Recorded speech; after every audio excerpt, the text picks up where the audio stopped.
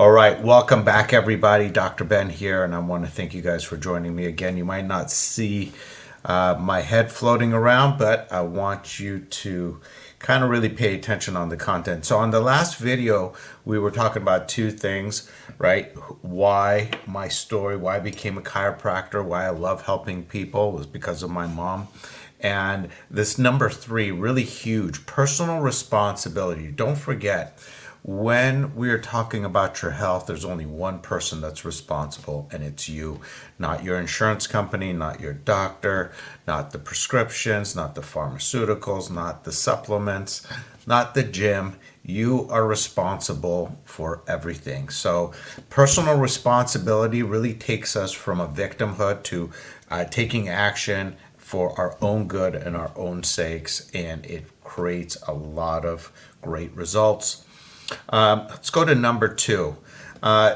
This video is really kind of based on what we need to talk about here, and which is the wrong definition of health. Sorry, my power cord just popped out. Wrong definition of health. We all think, and we all know the word health, and we all have a really big, wide, broad definition of health. So to really figure everything out, we got to talk about what is health, right? What is health? And you got to understand right here in this image the continuum, right? A lot of people think that if they don't have pain, that they're healthy, and we know that not to be true. We know, and I hear stories all the time, patients went in for checkups and the doctor found something, send them for more tests, and before they knew it, they had stage 3 cancer and had absolutely no clue or symptom, and wouldn't have known, right? Diabetes has really no symptoms for a while. High blood pressure does not kind of show up as a symptom like a headache does. It just kind of stays there, and suddenly you can have it. Cardiac arrest pretty much has no previous symptoms, right? There's not a lot of pre-notifications to a stroke. So the lack of symptoms is not a good definition of health. Eating healthy, exercising, these are not really great things. So in my office, and what I focus on is function, right? Can you do the things you need to do? Do you have 100% function, continuous development, active participation in a wellness lifestyle? Are you taking those steps? It's not just working out. It's not just eating right. Do you have a clear nervous system? And I kind of relate this back to the teeth. You can floss, you can brush, and you can use mouthwash and do everything you can, but you still got to get your two times a year dental checkup, or once a year, whatever you're at, right? You got to get that checked up. Again, we have good health, we have neutral. Again, there's a lot of people are in the neutral. They're in the middle. Hey, I have no symptoms. I work out here. I kind of eat well there. But you know what? I'm great. I'm healthy. Man, I hear that all the time. All right. And then the more I dig, they actually move into, I got the headaches come and go, acid reflux. They don't know that that's a sign. They don't know that allergies and sinus problems are an issue. Digestive constipation is a sign. Irregular periods is a sign. All of these are signs that your body is really not doing well. And then when we get to disease, this is where people start to take action when they're into 0, 1, 2. Oh, I better start doing something, right? And they want to get from 2 to 10 overnight, and that takes work. So being a part of our practice, you got to understand, where are you on this spectrum and where do you want to go? And we've talked about that in your first visit. You've come to me with some kind of issue, and our goal is maybe an 8, maybe a 9. Some of you told me Hey doc, I'm good with an 8. I'm good with a 9. And then there's some out there that really want optimal function. They've been with our practice for years. They want to stay healthy. They're maintaining their spinal hygiene, and we love it. All right. So, number one, and I talked about this in the first video, you have to understand that you were designed to be healthy. Everything that happens in the human body is there to protect you and keep you active and keep you healthy. We do a lot to destroy it. Okay? So, know that you see that little baby's foot right there. It's absolutely amazing the miracle that happens when we take a half cell from dad and a half cell from mom and we put them together, and in 9 months, let me tell you, people can't even build a home or remodel their house in 9 months. We got a human being developed: toes, feet, hair, eyes, ears, nose, and throat, everything in just 9 months, with the powerful wisdom, all done on its own. So you're designed to be healthy. Your heart, your lungs, your liver, everything regenerates. It really works hard to make sure that you are doing as best as you can do. And that's why I love being a chiropractor. I work with this premise. This is a principle in my office. And I want you to understand, no matter what, you were designed to be healthy. So if things are not going right, there's something going on that we have to correct course and bring you back to where we saw that pendulum from 0 to 10, right? And that's why you're here with us. Now, we already know it's designed to be healthy. Now, my question to you is your body smart or stupid? Right? That's kind of a weird question, but it's important. I want you to ask yourself, is my body smart or stupid? Well, let me ask you this. Remember, whatever you ate for breakfast, right? I had a couple of eggs. I had some coffee, and that's it. That's all I had to do. It's just put in some nutritious food, and I let the body do the work. Now, your body, and I love this question. Your body is so smart. You can't even fathom the intelligence that it's the billions of functions that it's doing per second. So it's my body took that eggs, it's breaking it down into protein and cholesterol and fat and all of these things. It's breaking it down not just to protein. It takes those proteins and breaks it down to amino acids, which are the basic building blocks, absorbs it into my body and rebuilds it as tissue, muscles, right? Blood cells. It puts together ligaments and tendons and hair. And it is so amazing, and it's doing it all on its own, 24 hours a day, 7 days a week, without me doing anything. All I got to do is just put the right food in at the right levels, and the body will do the rest. And you got to understand the intelligence in that and how smart it is. So we talked about that earlier.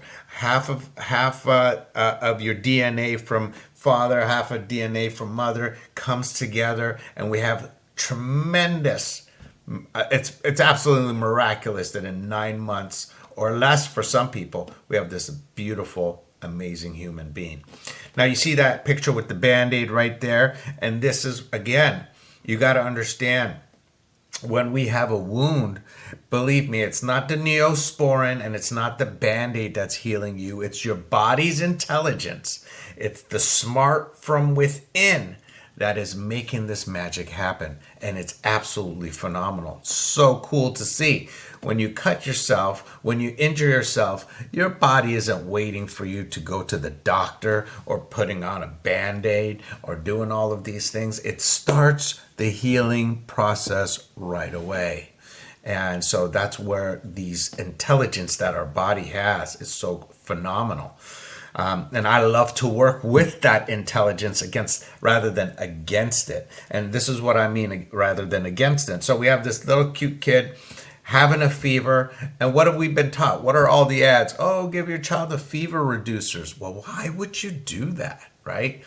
Now, I understand there's a level of fever that we have to be focused on, and I'm not saying all fevers are good, but the most basic fever is the body's intelligence to raise the temperature, to destroy the bacteria or virus or whatever's in the body so that our bodies can continue. Fevers are good, and we've been told, oh, no, fever, go ahead and suppress that fever and let that bacteria and virus go ahead and thrive. Like, can you get that? Like, that's what we've been taught instead of understanding the power and the intelligence of the body.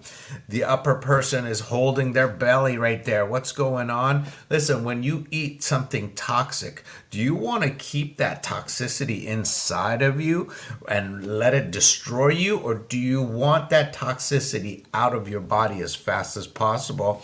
Whether you're throwing up or whether you're going to the bathroom, you want it out. And that body knows when to get this toxicity out and in which direction. You might not like it, but the body is smart. It knows that something came into your system that shouldn't be there and is doing everything it can. So the way our body is designed to protect us and heal us is absolutely phenomenal. And I love it. I love working with this ability. I want to enhance it for all of us. So I want to ask you, here's a great question. Remember this. What is the most important system in your body for staying healthy? I want you guys to really think about this. If I asked you, what is the most important system in your body for staying healthy? Now, if you're a patient, you've already had an exam, you should know this, right? It is our first responder, right? It responds to stress, whether it's physical, emotional, and chemical, right? A lot of you might say, oh, it's the heart. Oh, it's the immune system. Well, those are great, but there's only one system that is the master system that controls every single function of your body, and that's called your nervous system. It's the master system. It's the first thing that's laid down when our bodies are developing. It's our communication pathway, if you want to call it, the electrical pathway, if you want to call it. It commutes with the brain between the body and the body between the brain. Now, we've heard that from so many people, from Deepak Chopra to all of these guys. Body-brain communication, yes, done through the central nervous system. It responds to stress. Whether you touch something hot or sharp, it reacts right away. If you're cut, it's the nervous system that is responding. When you have a virus or bacteria that comes into the body and is attacking, it's the nervous system that kind of gets everything going. So your central nervous system is it's the conductor of everything, right? Without it, things don't function. We've seen that happen in people like Christopher Reeves, or people who have become quad or paraplegic, right? Due to injury to their central nervous system, right? So the brain and the body need to communicate, and those pathways are the key for our body to stay healthy, right? So if you want your heart to function at its optimal, your lungs, your liver, your gallbladder, right? There's really no signs to a lot of these organs until they fail, and then we're left with what? Asthma, acid reflux, ulcers, constipation, bladder, and then it leads to the big things like cancers and all of these other things. So if we can allow this nervous system to do its job and be on alert 24 hours a day, protecting you and keeping you healthy, that I get on board with. That's what gets me excited. And that's what makes chiropractic so simple. People come for all kinds of conditions, but I only do one thing, and I address what we're going to talk about in just a minute. So how does the nervous system start to malfunction? Well, here's the next question. Is your life stressful? Right? Take a look. I know if you live in Los Angeles, it sure is, right? So, is your life stressful? And for most of us, yes. Now, we gotta take a, we gotta really think of it. When you think of stress, what's the first thing you think of, right? Most of us might think emotional stress, right? Work, bills, this, that, and the other. Some people have physical stress, man, sitting in traffic or sitting at a desk all day. Some might say chemical stress, right? We might abuse our bodies with alcohol and nasty stuff, food color, whatever it is, preservatives, eating out, eating junk food. You might think about that, right? So, is your life stressful? Right. So, what does stress do to the body? We all have heard about it, but what is it actually doing? How does it make us sick? How does it cause problems? So, again, we have mental stress, again, relationships, money, work, traffic. These are things sometimes, most of the time, out of our real control, right? For the most part, again, I can't control traffic. I got a big commute between my home and my office. I can try to figure out the best time, best practice for that. I run a business, got work. I have a family, money, and relationships. All of these are important. So these stressors are in my life. Chemicals, you know, as much as I try to keep clean food, remove fluoride, done everything, clean my water. It's all around us.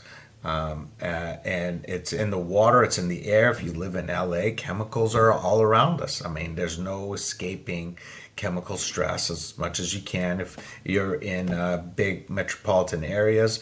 And again, wherever you are, or foods, or the things you choose. And physical, again, sitting in car, accidents.